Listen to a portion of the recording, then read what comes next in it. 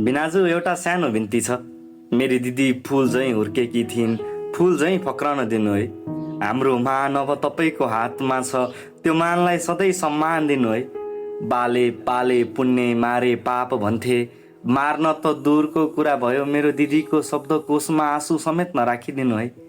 मेरी दिदी लजाउँदै डराउँदै हजुरको खुट्टा ढोगेकी थिइन्।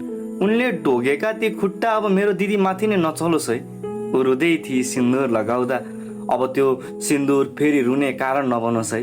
बिनाजु दिदी अलिक कमजोर छिन्, सानो सानो कुरामा रुन्छन्, अलिक अबुझ छिन्। सके त बुझाइदिनु, नसके दिदीको भागको गाली मलाई सुनाइदिनु। दिदीले सबै त्यागेर तपाईँलाई रोजेकी छिन्, मेरी दिदीलाई नै नत्यागिदिनु है। हामीले रुँदै हाम्रो दिदी दिइसकेका छौँ, बिन्ती दिदीलाई रुँदै माइती नपठाउनु है। सौभाग्य हो भन्छन् असल श्रीमान पाउनु।